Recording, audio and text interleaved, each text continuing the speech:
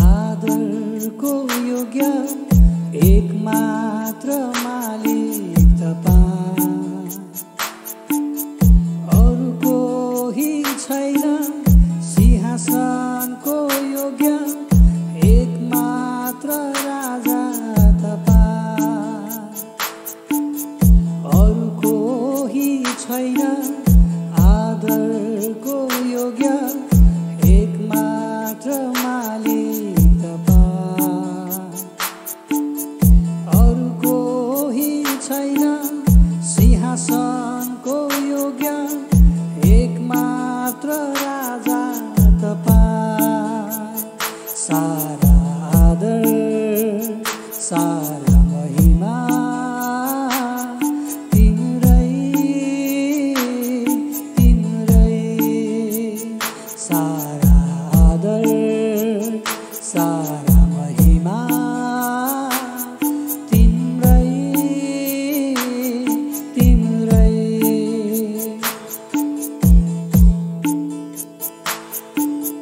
अरु कोही छैन महिमाको योग्य एक मात्र प्रभु तपाईं, अरु कोही छैन निष्कलङ्क र पवित्र एक मात्र थुमा तपाईं, अरु कोही छैन महिमाको योग्य एक मात्र प्रभु तपाईं, अरु कोही छैन निष्कलङ्क र पवित्र एक मात्र थुमा तपाईं।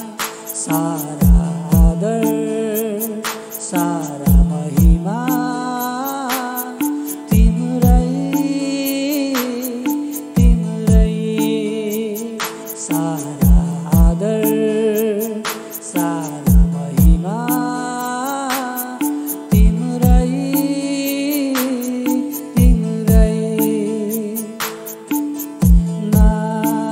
नाउँको उच्च नाउँको उच्च नाउँको उच्च नाउँ येशू।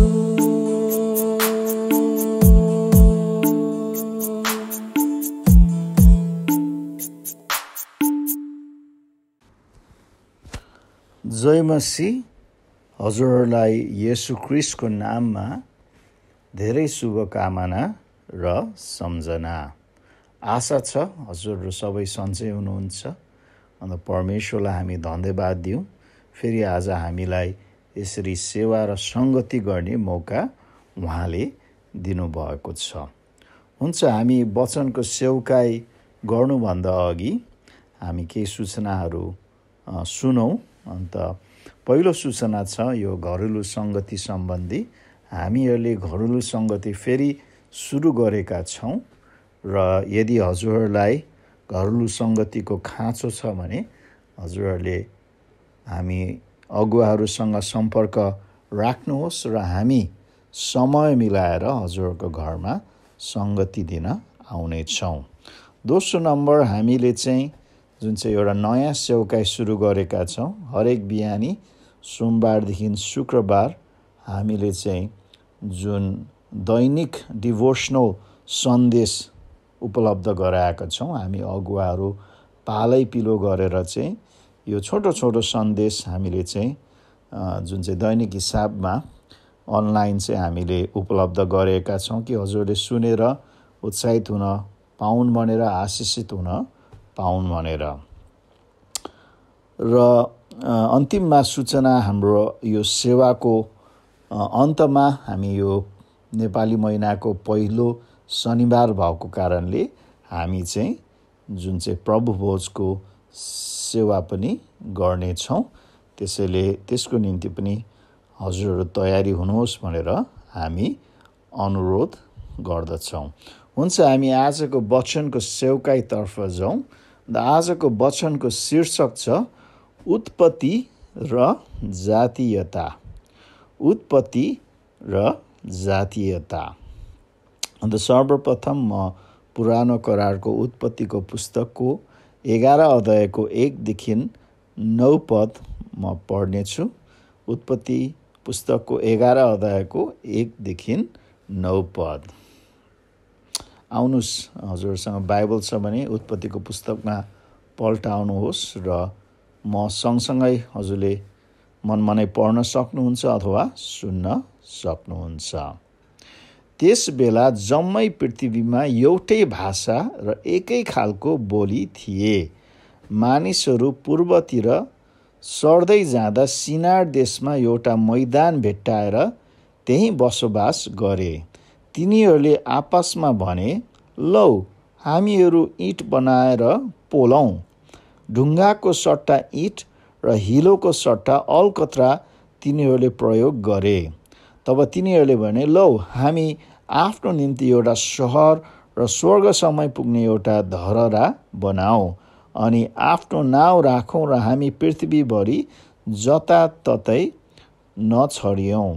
मानिसहरूका सन्तानले बनाइरहेका सहर र धरहरा हेर्नलाई परमप्रभु तल ओर्लनुभयो। अनि परमप्रभुले भन्नुभयो, यदि एउटै भाषा बोल्ने एउटै जातिका स्थानमा अहिले यिनीहरूले यो गरे भने अब तिनीहरूले योजना गरेको कुनै पनि कुरा असम्भव हुने छैन।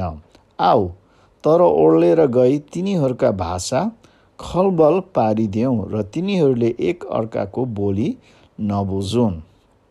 तब परमप्रभुले त्यहीँबाट तिनीहरूलाई जम्मै पृथ्वीभरि तितरबितर पारिदिनु भयो र तिनीहरूले त्यो सहर बनाउन छोडिदिए। यसकारण त्यसको नाउँ बाबेल राखियो, किनभने परमप्रभुले त्यही नै सारा पृथ्वीभरिका भाषा खलबल पारिदिनु भएको थियो। त्यहीँबाटै परमप्रभुले तिनीहरूलाई सारा पृथ्वीभरि तितरबितर पारिदिनु भयो। आमेन। साथसाथै हामी नयाँ करारको एफएसीको पुस्तक 2 अध्यायका 14 देखि 19 पद पनि हामी पढ्नेछौँ। एफएसीको 2 अध्यायका 14 देखि 19 पद।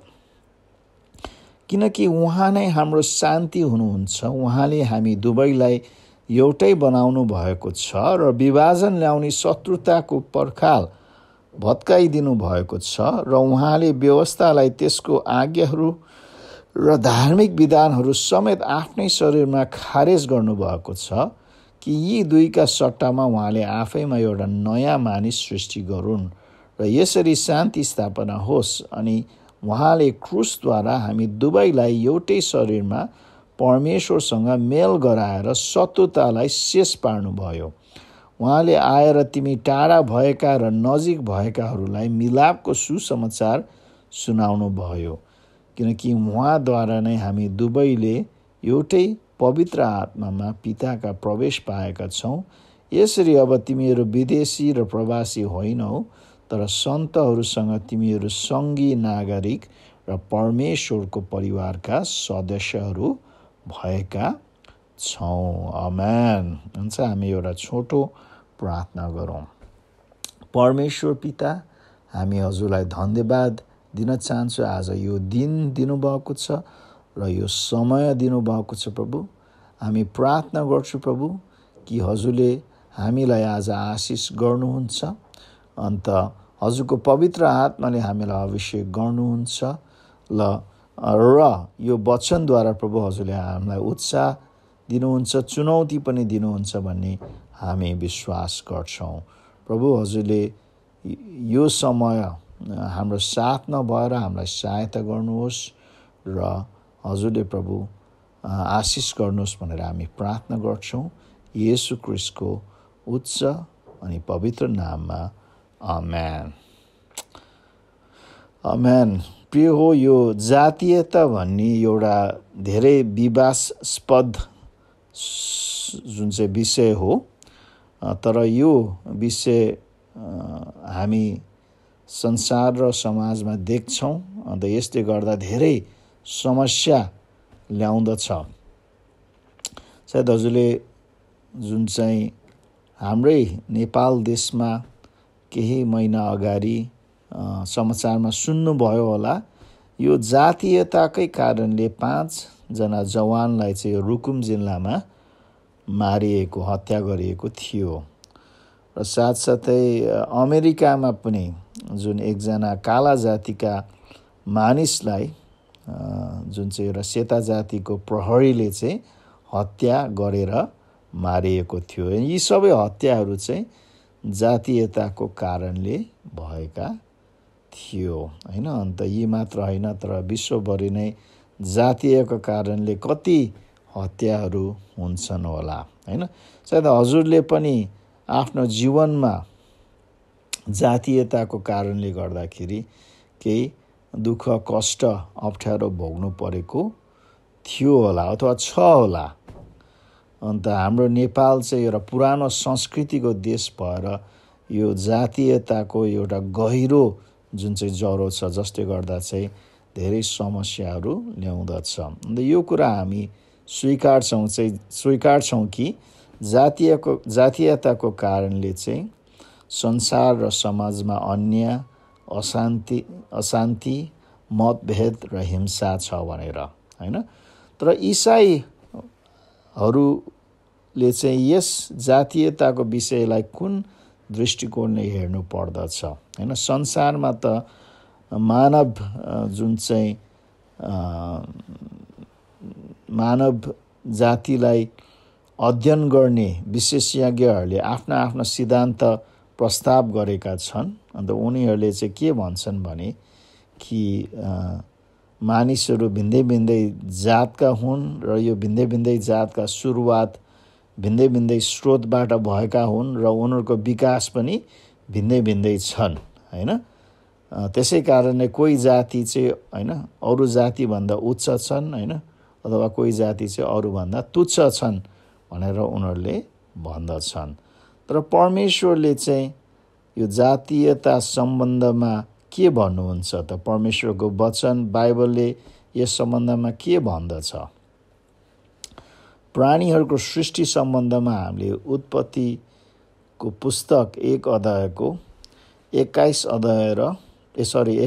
पद र अनि 24 र 25 पदमा हेऱ्यौँ भने चाहिँ प्राणीहरूलाई सृष्टि गर्दा चाहिँ परमेश्वरले चाहिँ हैन, यो चाहिँ प्राणीहरू होइन, मानिस होइन, तर विभिन्न जुन चाहिँ प्राणीहरूलाई सृष्टि गर्दाखेरि चाहिँ जातको भनेर चाहिँ हैन, जात गरी चाहिँ सृष्टि गर्नुभयो भनेर चाहिँ बताएको हामी पाउँदछ हैन। 21 पदमा चाहिँ उहाँले चाहिँ हैन जुन चाहिँ पंक्षीहरूलाई बनाउँदाखेरि जातका पखेटा भएका हैन पंक्षीहरू सृष्टि गर्नुभयो भनेर भनेका छन्। अन्त त्यसपछि पृथ्वीमा भएका जुन चाहिँ प्राणीहरू बनाउँदाखेरि पनि हैन जातका जीवित प्राणीहरू हैन, चाहे त्यो हैन पाल्तु पशुहरू होस्, घस्रने जन्तुहरू होस् अथवा वन पशुहरू, उहाँले जातको रूपमा चाहिँ सृष्टि गर्नुभएको थियो भन्ने कुरा चाहिँ बाइबलले बताउँदछ।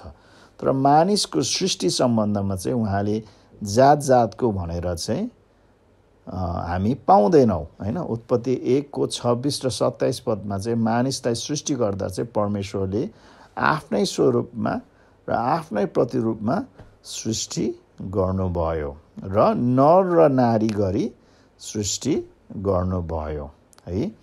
त्यसैले हो जनावरहरू, पशु पंक्षीहरू सृष्टि गर्दाखेरि उहाँले जातको सृष्टि गर्नुभयो हैन भयो, तर मानिसलाई सृष्टि गर्दाखेरि चाहिँ उहाँले आफ्नै स्वरूप र आफ्नै प्रतिरूपमा सृष्टि गर्नुभयो हैन।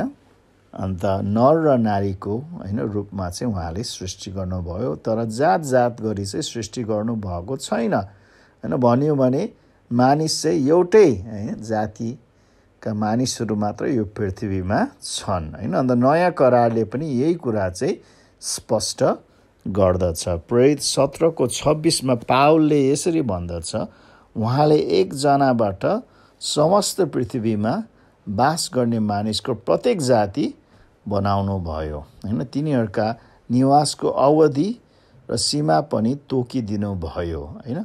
त्यसैले मानिस चाहिँ एकजनाबाट चाहिँ आएको भन्ने कुरा चाहिँ यसले बताउँदछ हैन। अझ अङ्ग्रेजी बाइबलमा चाहिँ एउटै रगतबाट आएको, होइन, सबै मानिसहरू चाहिँ एउटै रगतबाट आएको भन्ने कुरा चाहिँ बाइबलले बताउँदछ, होइन। त्यसैले हामी जुन चाहिँ विभिन्न स्रोतबाट आएका होइनौँ, तर एउटै स्रोतबाट आएका होइन। आदम र हावा पहिलो नर र नारीबाट चाहिँ सारा जुन चाहिँ मानिसहरू चाहिँ आएका हुन् भनेर चाहिँ बाइबलले भन्दछ, होइन। उत्पत्तिको 3:20 चाहिँ यसरी लेखेको छ, आदमले आफ्नै पत्नीको नाउँ हवा राखे किनभने सबै जीवितहरूको आमा तिनै हुन्, होइन। त्यसरी प्रिय हो, हामी जुनसुकै पृष्ठभूमिका मानिसहरू भए तापनि, होइन, उत्तर पश्चिम, होइन, उत्तर दक्षिण पूर्व पश्चिम, हामी चाहिँ कसबाट आएका हुन्? हामी चाहिँ आदम र हावाबाट आएका हुन्। तर हामी यसरी प्रश्न गर्न सक्छौँ, यदि हामी एउटै स्रोतबाट आएका हौँ अन्त हामी एउटै जाति हौँ भने किन हामी हेर्दाखेरि फरक छन् त, है। विशेष गरी हाम्रो शारीरिक बनोटमा हामी किन फरक छन् त, होइन। कोही अग्लो छन्, कोही होचो छन्, होइन। कोही काला छन्, कोही गोरो छन्, होइन। कोहीको कपाल कालो छ, कोहीको कपाल खैरो छ, होइन। कोहीको आँखा कालो छ, कोहीको कपाल, कोहीको आँखा निलो छ, है कि। अन्त हाम्रो शारीरिक बनोट मात्र नभएर हामी विभिन्न भाषाहरू बोल्छन्, हाम्रा संस्कृति र परम्परा पनि फरक छन्। यदि हामी एउटै जातिका हुन् भने त हाम्रो रूप पनि एउटै हुनुपर्ने हो, हाम्रो भाषा पनि एउटै हुनुपर्ने हो, हाम्रो संस्कृति र परम्परा पनि एउटै हुनुपर्ने हो, होइन र भनेर हामी भन्छौँ।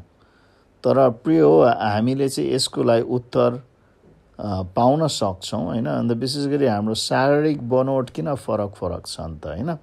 एक त हामीले खानेकुरा, अन्त हामी बस्ने मौसम र वातावरण र हामीले गर्ने कामले पनि हाम्रो शारीरिक बनोटलाई चाहिँ प्रभाव गर्दछ, होइन। तर मुख्य कारण हामी किन शारीरिक हिसाबले फरक छन् भने कि हाम्रो जुन चाहिँ शरीरमा, होइन, शरीरका कोणमा चाहिँ एउटा रासायनिक पदार्थ हुन्छ, त्यसको नाम चाहिँ मेलानिन हो, होइन। मेलानिन, होइन। अन्त यो मेलानिन भन्ने पदार्थ, होइन, पनि दुई किसिमका हुन्छन्। एउटा चाहिँ EU मेलानिन, होइन, जसले चाहिँ मानिसलाई चाहिँ खैरो र कालो, होइन, वर्णको बनाउँदछन्, र अर्को चाहिँ फियोमेलानिन जसले चाहिँ मानिसलाई, होइन, रातो र पहेँलो वर्णको बनाउँदछन्, होइन। अन्त हरेक मानिसमा यो दुई किसिमको मेलानिन हुन्छ, कसैमा धेरै मात्रामा, कसैमा थोरै मात्रामा, होइन। त्यसले मानिसको वर्ण पनि फरक कसरी हुन्छन् भने त्यो मात्रा चाहिँ फरक भएको कारणले, होइन। यदि बढी EU मेलानिन भएको मान्छे चाहिँ, होइन, बढी कालो रङको हुन्छन् भने, होइन, बढी फेनोलिन भएको मान्छे चाहिँ बढी रातो, होइन, हुन्छन्। अन्त कम जुन चाहिँ युमेलिन भएको मानिस चाहिँ, होइन, अलिक खैरो हुन्छन् भने कम फियोमेलिन भएका मान्छे चाहिँ पहेँलो हुन्छन् अथवा सेतो, होइन, हुन्छन्, है। अन्त हाम्रो छालाको रङलाई मात्र यो मेलानिनले प्रभाव नगरेर हाम्रो कपालको रङ र साथसाथै हाम्रो आँखाको रङलाई पनि प्रभाव गर्दछ, है। अन्त भनियो भने जल प्रलयपछि, होइन, नोआको 3वटा छोरा सेम, हाम र याफेतबाट जुन जन्मेका सन्तानद्वारा यो अहिलेको विश्वका सबै मानिसहरू चाहिँ उत्पन्न भएका छन्। अन्त कतिजनाले यो पनि भन्छन् सेम चाहिँ अलि गोरो वर्णको थिए, हाम चाहिँ, होइन, अलि कालो वर्णको थिए, होइन। अन्त याफेत चाहिँ, होइन, अलि, होइन, जुन चाहिँ बिचको थिए, होइन। अन्त यो 3वटा सन्तानबाट चाहिँ, होइन, विभिन्न, होइन, वर्णका मान्छेहरू आउँछन्, होइन। अन्त कतिजनाले सेमबाट चाहिँ यो, होइन, जुन चाहिँ युरोपी जाति अथवा गोरो वर्णका मान्छेहरू उत्पन्न भयो भन्छन्। अन्त ह्यामबाट चाहिँ जो कालो वर्णका मानिसहरू उत्पन्न भयो भन्छ। अन्त यापेतबाट चाहिँ जुन बिचको होइन हामी नेपाली जस्तो खैरो खैरो पहेँलो पहेँलो वर्णको मानिसहरू चाहिँ होइन गाउँ गोरो टाइपको मानिसहरू चाहिँ उत्पन्न भयो भनेर पनि भन्दछन् है। त्यसैले हाम्रो जुन चाहिँ शारीरिक रूपको कारण चाहिँ होइन जुन चाहिँ विभिन्न जाति भएको कारणले होइन, तर हामीमा चाहिँ यो मेलानिन भन्ने पदार्थ चाहिँ विभिन्न मात्रामा भएको कारणले चाहिँ हाम्रो वर्ण फरक हुन्छन्। एउटै परिवारमा पनि होइन हामी देख्छौँ होइन दाजुभाइ दिदीबहिनीको बिच कोही अलिकति गोरो होला, कोही अलिकति कालो होला होइन। त्यसैले परमेश्वरले चाहिँ यसरी हामीलाई चाहिँ रूपमा चाहिँ होइन हामी एउटै जातको भए तापनि रूपमा चाहिँ यो मेलानिनको मात्रा चाहिँ फरक फरक भएको कारणले चाहिँ हामी वर्णमा चाहिँ अलिक फरक फरक हुन्छौँ होइन। ठिक छ, अब हाम्रो शारीरिक रूपको जुन चाहिँ फरक चाहिँ होइन यसले बताउँछ भने, तर भाषा नि होइन भाषा चाहिँ कहाँबाट आयो त होइन। हामी एउटै जाति भयो त एउटै भाषा बोल्नु भयो, तर अघि हामी उत्पत्तिको 11को 1देखि 9मा पढ्यौँ कि भाषाको सुरुवात कहाँबाट भयो भनेर होइन। बाइबलले स्पष्ट बताउँदछ उत्पत्ति 11को 1मा कि एक समयमा चाहिँ मानिसहरू सबैले एउटै भाषा एउटै खालका बोली गर्दथे होइन। तर परमेश्वरले चाहिँ मानिसको जुन चाहिँ त्यो एउटै भाषालाई चाहिँ खलबल बनाइदिनु भयो, अन्त विभिन्न भाषा चाहिँ उत्पन्न गराइदिनु भयो होइन। उत्पत्तिको 11को 7मा चाहिँ यो हामी पाउँदछौँ होइन। आऊ तल ओर्लेर गई तिनीहरूको भाषा खलबल पारिदेऊ र तिनीहरूले एक अर्काको बोली नबुझौन् होइन। किन गर्नुभयो होइन, यो कुरा चाहिँ उत्पत्ति 11को 4 पदले बताउँदछ होइन कि मानिसहरू चाहिँ होइन परमेश्वर बिना चाहिँ होइन परमेश्वरको विरुद्धमा एक भएर चाहिँ होइन उनीहरूले चाहिँ एउटा सहर जुन चाहिँ स्थापना गरेर स्वर्ग पुग्ने एउटा धरहरा चाहिँ बनाउन प्रयास गरे होइन। अन्त मानिसको परमेश्वरको विरुद्धको योजनालाई चाहिँ होइन रद्द तुलाउन चाहिँ परमेश्वरले चाहिँ मानिसको भाषा चाहिँ खलबलाएको भन्ने कुरा चाहिँ हामी पाउँदछौँ होइन।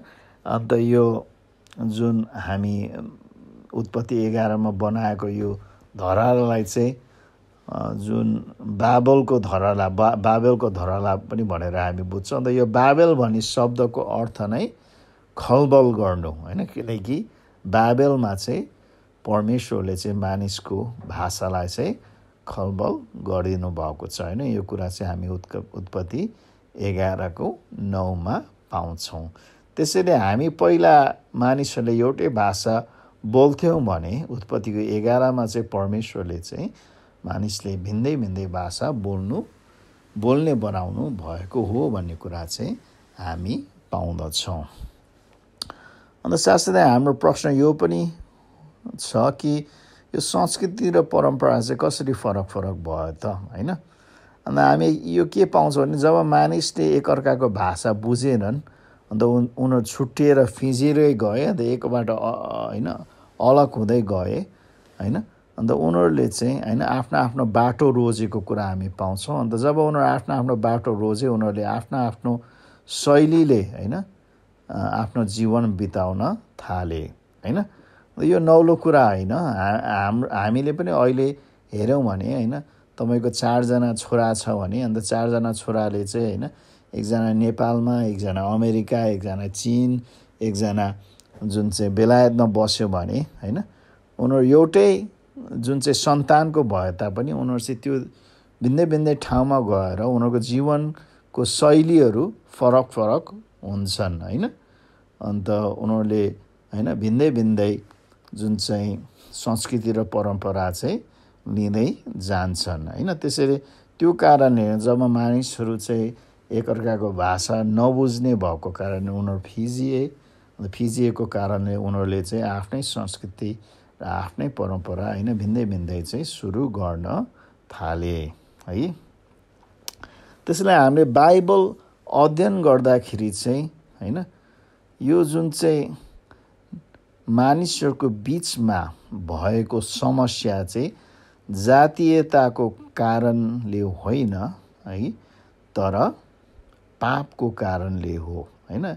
यो जातीयता भन्ने कुरा होइन, यो विभाजन ल्याउने कुरा, अशान्ति ल्याउने कुरा पनि मानिस पापी भएको कारणले हो होइन। हामी भिन्दै भिन्दै जात भएको कारणले होइन, तर हामी मानिस चाहिँ पापी भएको कारणले हो होइन। अन्त बाइबलले चाहिँ यो कुरा स्पष्ट गराउँदछ। रोमी 5:12ले भन्दछ, एकजना मानिसद्वारा संसारमा पाप आयो र पापबाट मृत्यु होइन। यसरी सबै मानिसले पाप गरेका हुनाले सबै मानिसमा मृत्यु फैलियो होइन। प्रिय, त्यसैले हामी भिन्दै भिन्दै जात भएर हामी मानिसको बिचमा यो जातीयताको समस्या भएको होइन, तर हामी मानिस सबै पापी भएको कारणले होइन। आदम, त्यो पहिलो मानिसले सबै होइन, आदम पहिलो मानिसले पाप गरेको कारणले होइन, अन्त हामी त्यो आदमबाट आएको कारणले हामी सबैले होइन पाप गर्दछौँ होइन, किनकि हामी स्वभावले नै पापी छौँ होइन। अन्त हाम्रो शारीरिक बनोटको कारणले चाहिँ होइन जुन हामी पापी भएका होइनौँ, तर हाम्रो हृदय नै होइन, हृदयमा चाहिँ हामी भ्रष्ट भएको कारणले चाहिँ हामी पापी भएका हौँ। येशू ख्रीष्टले भन्नुहुन्छ मर्कुस 7:20देखि 23 पदमा उहाँले भन्नुभयो, मानिसबाट जे बाहिर निस्कन्छ त्यसैले मानिसलाई अशुद्ध पार्छ, किनकि भित्रबाट अर्थात् मानिसको हृदयबाट खराब विचार, व्यभिचार, चोरी, हत्या, परस्त्रीगमन, लोभ, दुष्टता, छल, छाडापन, ईर्ष्या, निन्दा, घमण्ड, मूर्खता निस्कन्छन्। यी सबै दुष्ट कुराहरू भित्रबाट निस्कन्छन् र मानिसलाई अशुद्ध पार्छन्। त्यसैले प्रिय हो, हामी गोरो भएर कालो भएर होइन हामी दुष्ट अथवा असर हुने कुरा होइन होइन। हामी होइन हाम्रो हृदय नै भ्रष्ट भएको कारणले चाहिँ हामी दुष्ट खराब होइन छन् होइन। हामी पापी भएको कारणले चाहिँ हामीमा समस्या छ है। अन्त पहिलो कोरिन्थी 15:22ले यसरी लेखेको छ, किनकि जसरी आदममा सबै मर्दछन् त्यसै गरी क्रिस्टमा सबै जीवित पारिनेछ होइन। हो, आदमद्वारा चाहिँ पाप सुरु भयो, अन्त यो पापले सबै मानिसलाई चाहिँ जुन चाहिँ पापी बनाएका छन् भने, तर येशू ख्रीष्टले चाहिँ हामीलाई चाहिँ होइन जुन चाहिँ सबैलाई चाहिँ मुक्ति गरेका छन् होइन। आदमबाट मृत्यु आयो होइन, पाप आयो, तर येशू ख्रीष्टद्वारा चाहिँ हामीले जीवन र उद्धार पाउन सक्छौँ। त्यसैले यो जातीयताको समस्या हामी संसारमा पाउँछौँ। अन्त भनियो भने संसारमा मात्र होइन, तर मण्डलीमा पनि हामी होइन पाउँछौँ होइन। दुःख लाग्दो कुरा, कतिजनाले चाहिँ यो बाइबलमा यो जातीयता सम्बन्धमा चाहिँ ठिक शिक्षा नपाएको कारणले चाहिँ होइन उनीहरूले चाहिँ होइन यो जातीयको समस्या संसारदेखि मण्डलीमा पनि भित्राउँदछन् होइन। त्यसैले हामी कतिपय मण्डली गयौँ भने त्यहाँ चाहिँ जातीयताको हिसाबमा चाहिँ मण्डली स्थापना भएका हुन्छन् होइन। अमेरिका पनि कति मण्डली छन् जहाँ काला जातिहरू मात्र जान्छन् र कति मण्डली छन् जहाँ गोरा जातिहरू मात्र पनि जान्छन् होइन। अन्त त्यो काला जातिको मण्डलीमा गोरा जातिहरू जाँदैनन् र गोरा जातिको मण्डलीमा काला जातिहरू जाँदैनन् होइन। उनीहरू त दुवै जुन चाहिँ दुवैजना इसाईहरू हुन्, तर त्यो जातीयताको कारणले चाहिँ उनीहरू एक अर्कासँग सँगै सङ्गति गर्दैनन् होइन। अन्त विदेशमा मात्र होइन प्रिय, हामी नेपालमा पनि त्यो देख्छौँ होइन। कति मण्डलीहरू पनि होइन जातीयताको हिसाबले चाहिँ स्थापना भएका हुन्छन् होइन। दुःख लाग्दो कुरा, एकचोटि म एउटा बिहाको भोजमा यहीँ पोखराको एउटा मण्डलीमा गएका थिएँ। अन्त त्यहाँ एकजना होइन जुन चाहिँ दुलैको आमा चाहिँ होइन जुन चाहिँ बिहाको दिनमा जब भोजन गर्ने बेलामा चाहिँ होइन एकजना जुन चाहिँ दिदीले चाहिँ खानेकुरा बाँड्नु भयो रहेछ। अन्त त्यो दुलैको आमा चाहिँ धेरै रिसाउनु भयो, किनकि त्यो दुलहीको आमाको दृष्टिकोणमा चाहिँ त्यो जुन चाहिँ खाना बाँड्ने दिदी चाहिँ हैन आफूभन्दा तल जातिको हुन् भनेर हैन त्यो तल जातिको दिदीले चाहिँ खाना बाँडेर खाना अशुद्ध पार्यो भन्ने आरोप चाहिँ लगाएको थियो हैन। कति दुःख लाग्दो कुरा हैन। हैन एउटा मण्डलीमा पनि त्यस्तो किसिमका विचार र धारणा भएको हैन।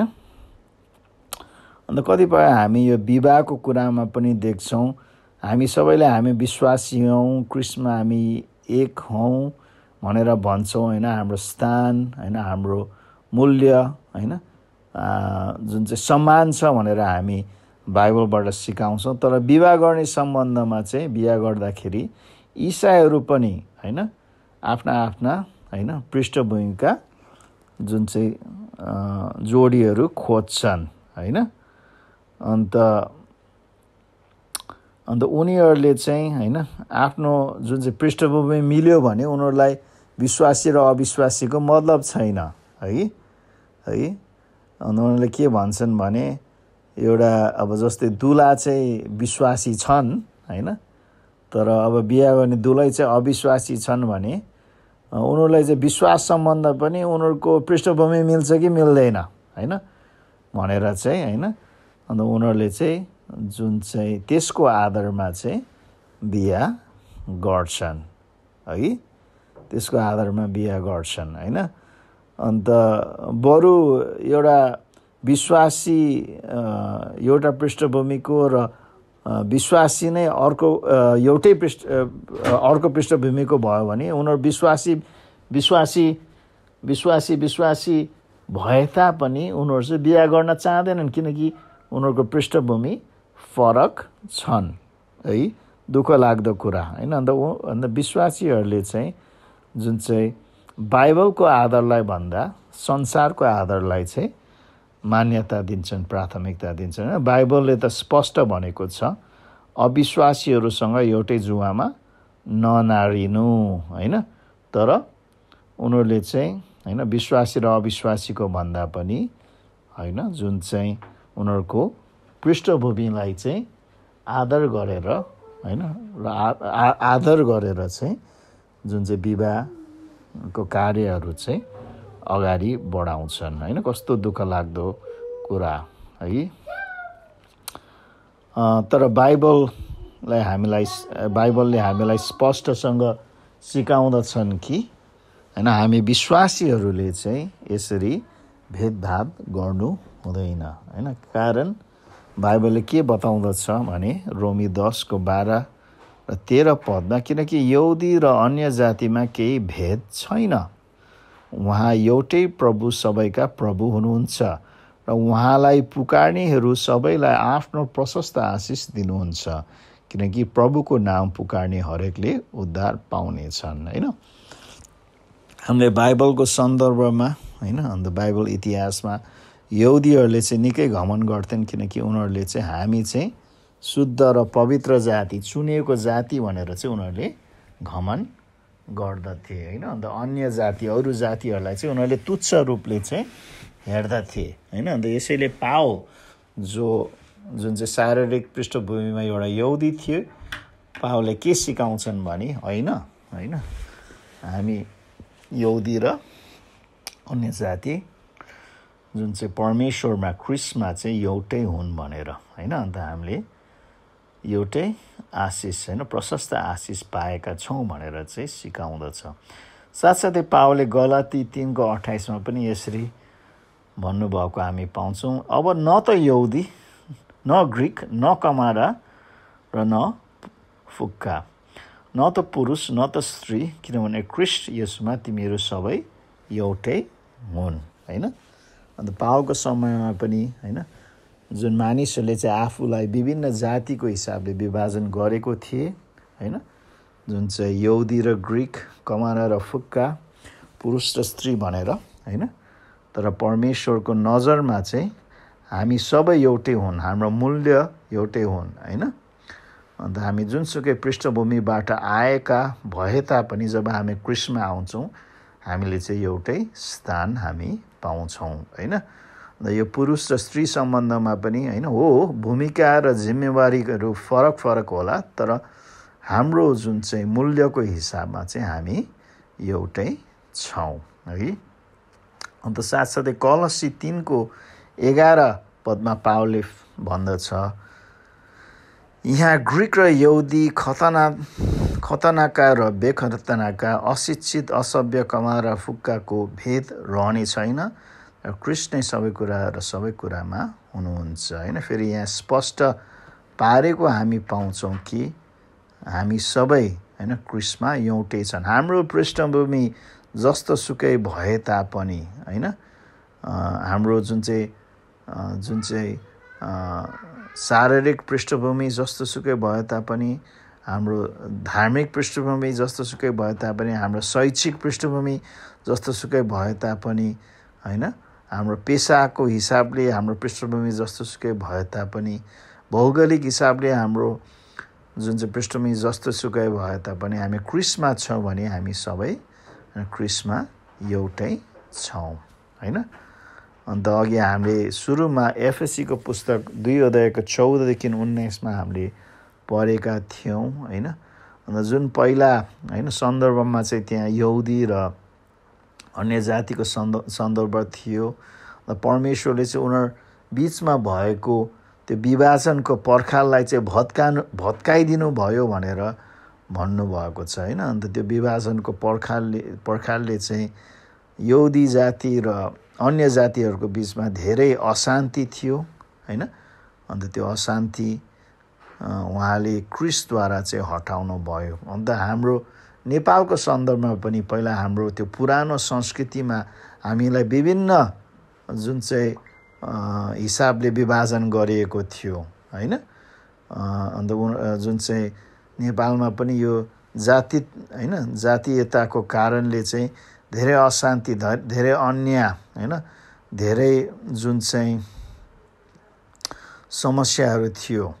तर प्रिय जब हामी क्रिस्टमा आउँछौँ यो पुरानो पृष्ठभूमिका जुन चाहिँ विभाजनको होइन सीमाहरू चाहिँ तोडिएको छ। परमेश्वरले चाहिँ हामीलाई एउटै बनाउनु भएको छ होइन। उहाँको जुन चाहिँ स्वर्गको नागरिक र उहाँको सन्तानको सदस्यहरू चाहिँ हामीलाई बनाउनु भएको छ। आमेन भन्नुहुन्छ होइन। आमेन है। कस्तो असल कुरा होइन। पहिला संसारमा हुँदाखेरि पापको कारणले हामी विभाजित थियौँ होइन। परमेश्वरबाट हामी अलग थियौँ, एक अर्काबाट हामी अलग थियौँ, हामीमा अशान्ति थियो होइन। तर अहिले चाहिँ येशू क्रिस्टको कारणले चाहिँ परमेश्वर र हाम्रो बिचको पर्खाल पनि भत्किएको छ। अन्त हामी एक अर्काको बिचको पर्खाल पनि, त्यो विभाजनको पर्खाल पनि भत्किएको छ होइन। अन्त परमेश्वरले चाहिँ हामीलाई एउटा नयाँ मानिस, नयाँ सृष्टि बनाउनु भएको छ, नयाँ हृदय र नयाँ आत्मा दिनुभएको छ। आमेन भन्नुहुन्छ यो कुरालाई। आमेन। त्यसैले हामी इसाईहरूको निम्ति चाहिँ जातीयताको निम्ति अथवा जातीयताको लागि चाहिँ ठाउँ छैन होइन। अन्त हामी मण्डलीमा यो जातीयताको हिसाबले कुरा पनि गर्दैनौँ, व्यवहार पनि गर्दैनौँ, हाम्रो सोचमा आउँदैन होइन। हामीले चाहिँ यो फलाना जाति होइन, त्यो फलाना जाति होइन, म यो जाति होइन, त्यो जाति भनेर चाहिँ हामी त्यो भेदभाव गर्ने कुराहरू चाहिँ हामी गर्दैनौँ। हामी एकअर्कालाई हेर्छौँ, हामी चाहिँ हाम्रो आफ्नै क्रिस्टको परिवारको जनको रूपमा चाहिँ हामी एकअर्कालाई देख्छौँ होइन र देख्छौँ होइन। त्यसैले परमेश्वरले होइन पहिलो सामुएलको 16:7 यसरी भन्नुभएको छ, परमप्रभुले मानिसले झै हेर्नुहुन्न है। संसारले जाति जातिको हिसाबले हेर्दछ, तर परमेश्वरले चाहिँ जाति जातिको हिसाबले हेर्नु हुँदैन होइन। अन्त त्यसैले हामी पनि जाति जातिको हिसाबले हेर्दैनौँ।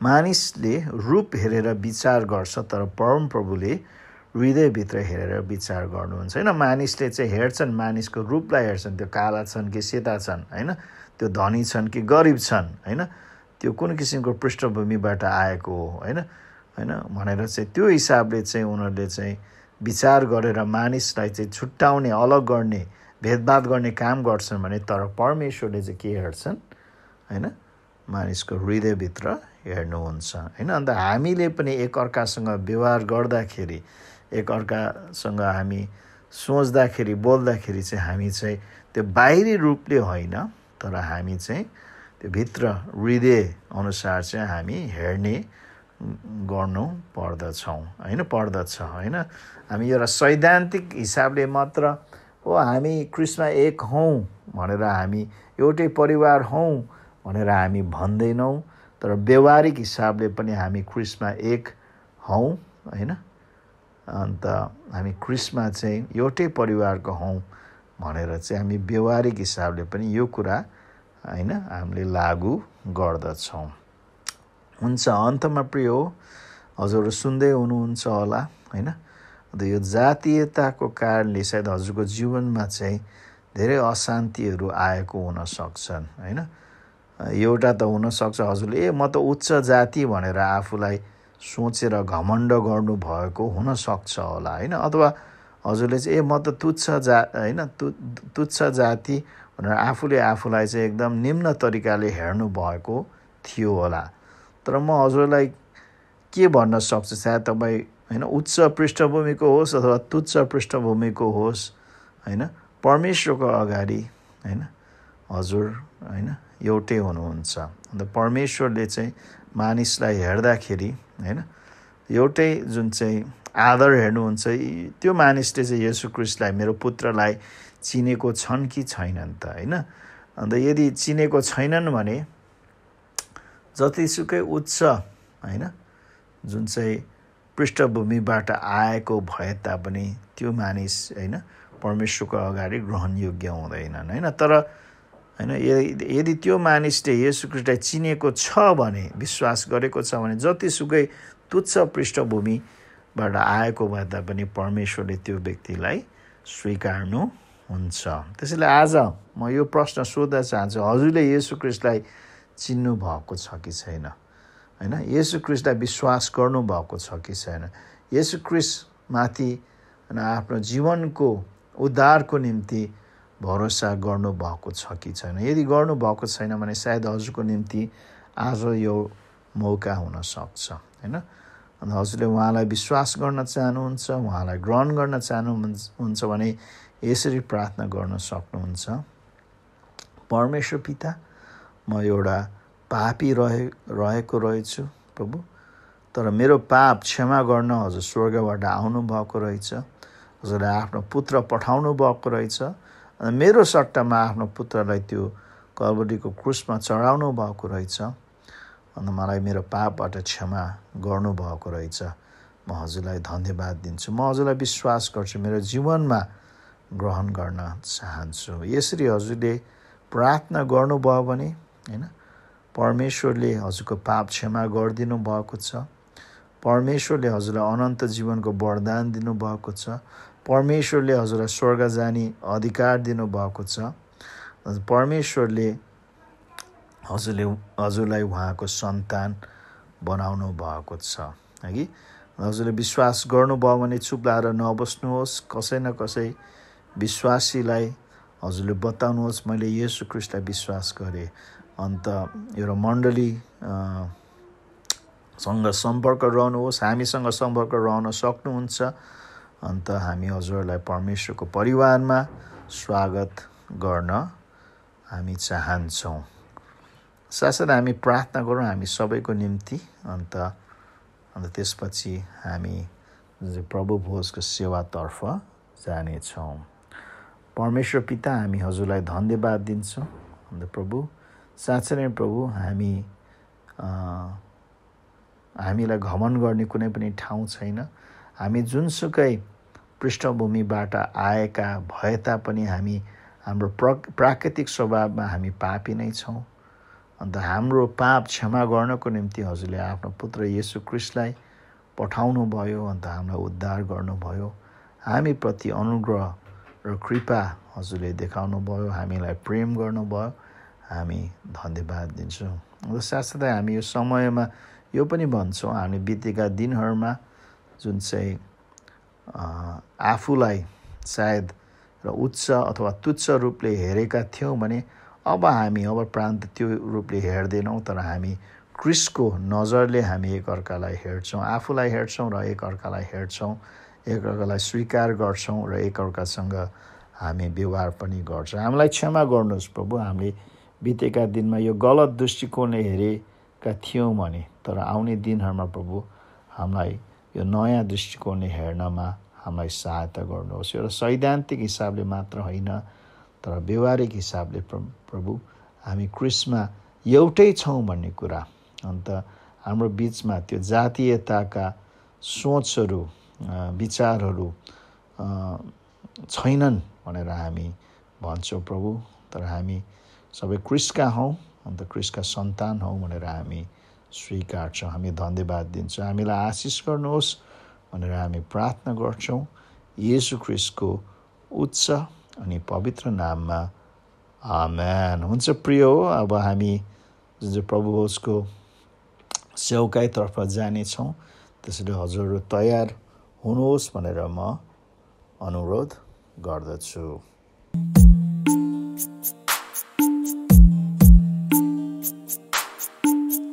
मेरो हृदयको मूर्तिहरूलाई भत्काइदिनु हो र तिनीहरूको वेदीहरूलाई टुक्राइदिनु हो। तपाईँ मात्र मेरो दुलहा, मेरो आत्माको प्रेमी, तपाईँ बाहेक अरू छैन मेरो आत्माको प्रेमी।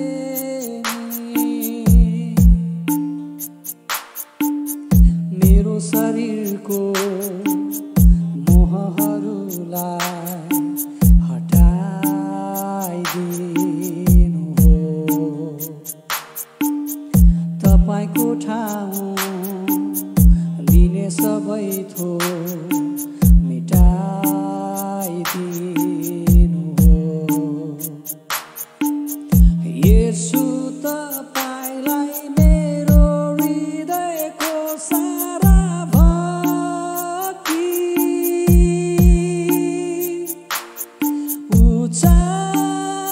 उचालिनु हो। सबभन्दा माथि उचालिनु हो। सबभन्दा माथि।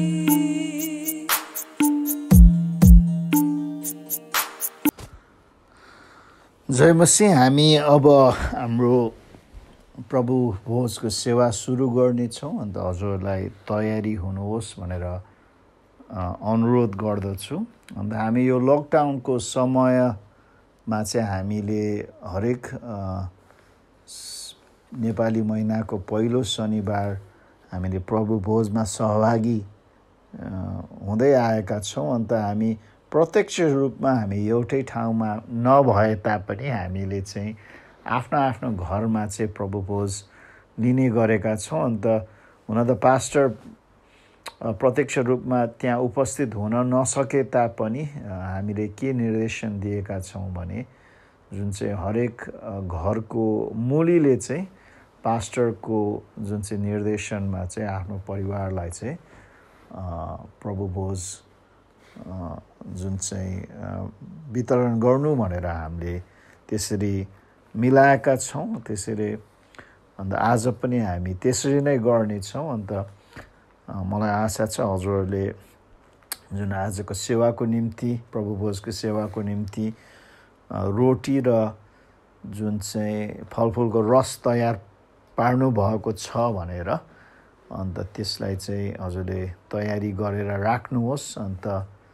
अन्त हामी जुन चाहिँ तत्त्वहरू जुन चाहिँ सेवन गर्नेछौँ, अन्त मेरो अगुवाई अनुसार हजुरले सुन्दै जानुहोस्।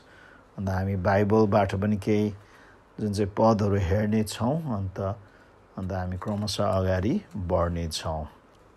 हुन्छ, सर्वप्रथम हामी जुन चाहिँ यो प्रभु भोजको सेवाको निम्ति हामी जुन चाहिँ पहिलो कोरिन्थी 11 अध्यायमा हामी पल्टाउँ। अन्त त्यहाँ पावलले चाहिँ मण्डलीलाई चाहिँ प्रभु भोज सम्बन्धी शिक्षा दिएको छ।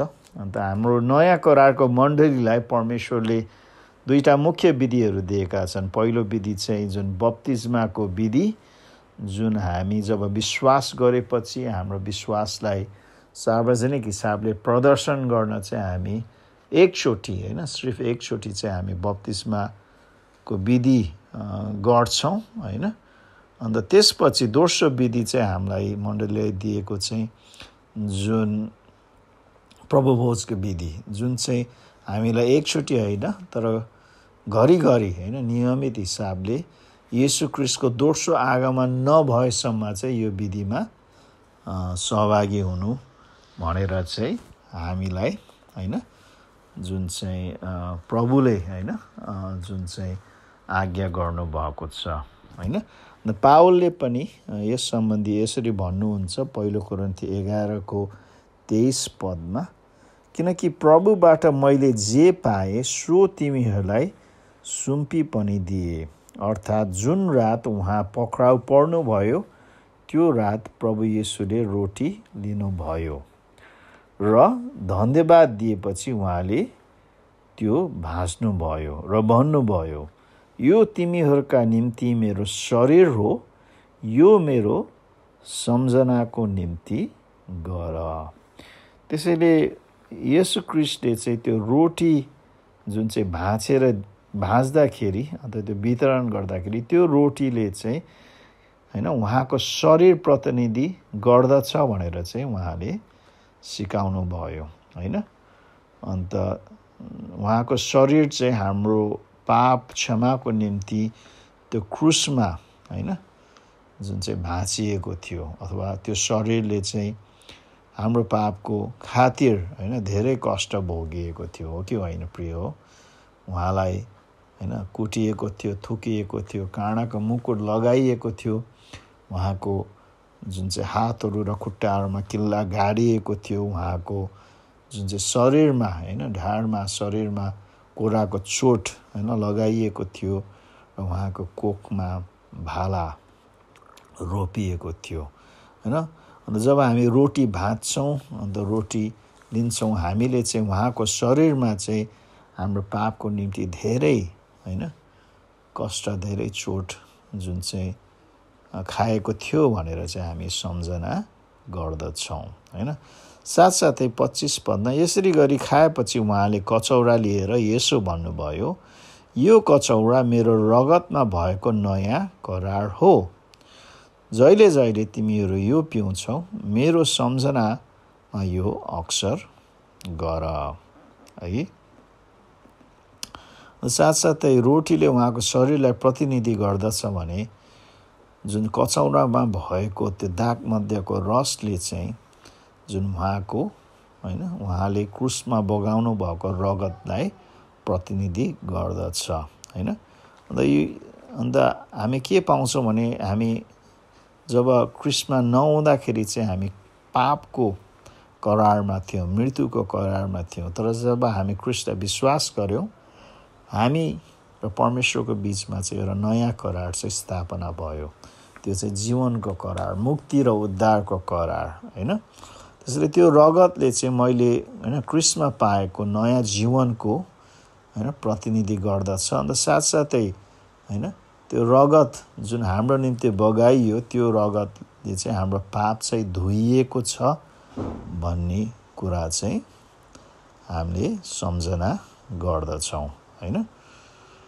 अन्त 26 पदमा किनकि जहिले जहिले तिमीहरू यो रोटी खान्छौ र यस कचौराबाट पिउँछौ उहाँ नआउन्जेल तिमीहरू प्रभुको मृत्युको घोषणा गर्दछौ होइन। त्यसैले हामी प्रभु भोजमा सहभागी हुँदाखेरि जुन रोटी र दाग मध्य चाहिँ हामीले लिँदाखेरि चाहिँ साँच्चै नै येशू ख्रीष्ट हाम्रो निम्ति मर्नु भएको हो त्यो क्रुसमा भनेर हामी त्यसलाई चाहिँ दाबी गर्दछौँ र साँच्चै नै उहाँ फेरि होइन आउनुहुनेछ भनेर पनि हामी घोषणा गर्दछौँ है। अन्त हामी प्रभु भोज लिनुभन्दा अगाडि हामी एकदम जुन चाहिँ होसियार पनि हुनु पर्दछ होइन। किनकि बाइबलले हामीलाई होइन जुन प्रभु भोज चाहिँ अयोग्य रीतिले चाहिँ नलिनु भनेर चाहिँ आज्ञा गरिएको छ। 27 पदमा हेर्नुभयो भने यहाँ यसरी लेखिएको छ, यसकारण जसले अयोग्य रीतिले प्रभुको रोटी खान्छ कि प्रभुको कसौराबाट पिउँछ त्यो मानिस प्रभुको शरीर र रगतलाई अपवित्र तुल्याएको दोषी ठहरिनेछ।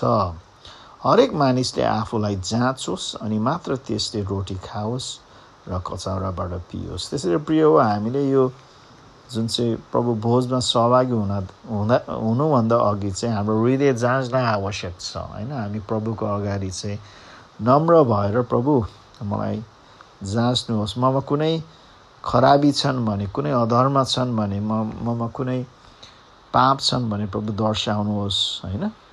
अन्त सायद हामी विश्वासी भए तापनि फेरि हामी पापमा फँसेका हुन सक्छौँ।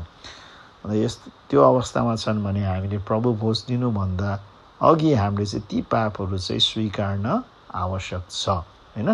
र स्वीकार्न मात्र होइन, ती पापहरूबाट फर्कन पनि आवश्यक छ होइन। जो इसाई चाहिँ प्रभु भोजमा मात्र पाप स्वीकार्छ, फेरि गएर चाहिँ प्रभु भोज लिएर फेरि त्यही पाप गर्न जान्छन् भने उसले चाहिँ साँचो रूपले पश्चाताप गरेको छैन भन्ने बुझ्दछ होइन। पश्चाताप गर्नु भनेको नै होइन फर्कनु हो होइन। हामी पापमा हिँडिरहेको व्यक्ति चाहिँ पापबाट फर्केर परमेश्वरतर्फ जानु चाहिँ पश्चाताप गर्नु भनेको चाहिँ हामी बुझ्दछौँ होइन। त्यसैले हजुरले प्रभु भोज दिनुभन्दा अगाडि आफ्नो पाप स्वीकार गर्ने मात्र होइन, तर अब त्यो पापमा चाहिँ नफर्कनुहोस् भनेर चाहिँ हामी अनुरोध गर्दछौँ। 29 पदमा, किनकि प्रभुको शरीरलाई नचिनिकन असल जसले खान्छ र पिउँछ त्यसले त्यो खाएको र पिएको कारणले आफूमाथि नै दण्ड ल्याउने छन् होइन। त्यसैले जो मान्छे चाहिँ होइन प्रभुले जुन चाहिँ गर्नुभएको बलिदान होइन, उहाँले जुन चाहिँ आफ्नो शरीरमा भोग्नु भएको त्यो कष्ट होइन र बगाउनु भएको रगतलाई चाहिँ एकदम हल्का रूपले लिएर चाहिँ होइन आफ्नो पापमा होइन जी चाहिँ प्रभुको भोज खान्छन् भने त्यो व्यक्तिले आफूमाथि नै दण्ड ल्याउँदछ। किनकि त्यो व्यक्तिले चाहिँ त्यो शरीरको बलिदान, त्यो बगाएको रगतको मूल्य चाहिँ बुझेको हुँदैन, अथवा बुझे तापनि उसले बुझ पछाएर चाहिँ होइन त्यसलाई उल्लङ्घन होइन त्यसको महत्त्वलाई चाहिँ उल्लङ्घन गरिरहेको हुन्छ। त्यसैले प्रिय हो होइन, हामी अब प्रभु भोज लिनेछौँ, तर हामी एकदम सचेत भएर हामी लियौँ होइन। हामी केही समय शान्त हौँ, परमेश्वरको अगाडि हाम्रो शिरहरू झुकाउँ होइन। अन्त जुन चाहिँ प्रभु भोज लिनुभन्दा अगाडि होइन हामीमा कुनै पाप छन् भने, कुनै अधर्म छन् भने होइन ती कुराहरू परमेश्वरको अगाडि स्वीकारौँ र तीबाट चाहिँ हामी फर्कौँ होइन। हामी केही जुन चाहिँ समय शान्त रहौँ, अन्त त्यसपछि म प्रार्थना गर्नेछु, अन्त प्रार्थना गरेपछि हामी चाहिँ जुन चाहिँ प्रभु भोजमा सहभागी हुनेछौँ।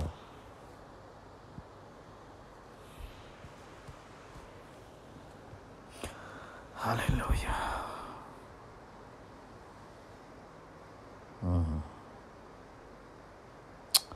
Thank you lord. परमेश्वर पिता, हामी हजुरको चरणमा आउँछौँ। अन्त प्रभु हामी हजुरलाई धन्यवाद दिन चाहन्छौँ प्रभु, कि हाम्रो पापको निम्ति हजुरले त्यो क्रुसमा आफ्नो शरीरमाथि दुःख कष्ट भोग्नुभयो। हाम्रो पापलाई धुनको निम्ति र हामीलाई नयाँ करारमा स्थापना गर्नको निम्ति, जीवनको करारमा स्थापना गर्नको निम्ति हजुरले आफ्नो पवित्र शुद्ध निष्कलङ्क रगत बगाउनु भयो। प्रभु हामी धन्यवाद दिन चाहन्छौँ। साथसाथै प्रभु हामी हजुरको चरणमा आउँछौँ, हाम्रो हृदयमा, हाम्रो जीवनमा कुनै कुरा जुन हजुरको नजरमा जुन चाहिँ ग्रहणयोग्य छैनन् भने ती कुराहरू हामी स्वीकार्छौँ प्रभु। सायद हामीले सोचमा, हाम्रो बोलीमा, हाम्रो व्यवहारमा गल्ती गरेको हुनसक्छ, पाप गरेको हुनसक्छ, अधर्म गरेको हुनसक्छ, अपराध गरेको हुनसक्छ। प्रभु हामी क्षमा माग्छौँ प्रभु।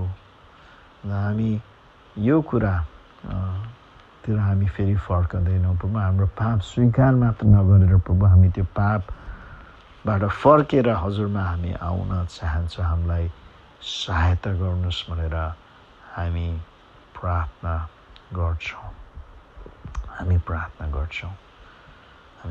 गर्छौँ। हजुरले प्रतिज्ञा गर्नुभएको छ पहिलो यूहन्ना 1:9 यदि हामीले हाम्रो पाप स्वीकार्छौँ भने हजुर हाम्रो पाप क्षमा गर्नमा हाम्रो पाप धुनमा विश्वास योग्य हुनुहुन्छ, हामीलाई शुद्ध पार्नुहुन्छ, हामीलाई सफा बनाउनुहुन्छ भनेर हजुरले प्रतिज्ञा गर्नुभएको छ प्रभु। त्यो प्रतिज्ञाको दाबी हामी गर्छौँ प्रभु। हामीलाई प्रभु हजुरले शुद्ध गर्नुभएको छ, हामी धन्यवाद दिन्छौँ।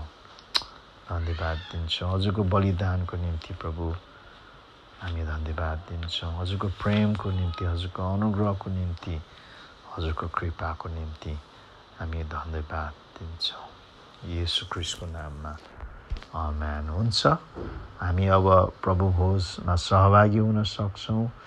हजुरको परिवारको मुनि हुनुहुन्छ, मुनिले चाहिँ जुन त्यो रोटी र त्यो फलफुलको रस चाहिँ हैन पालै पिरो वितरण गर्न सक्नुहुन्छ। जब सबैले पाउनु भएपछि हामी एकसाथ भएर हैन प्रभु भोज सेवन गर्नेछौँ। हामी केही समय हैन पर्खौँ, सबैले हामी पाउन दिनको निम्ति हामी पर्खन सक्छौँ। त्यसपछि हामी जुन चाहिँ प्रभुको भोज लिन सक्छौँ।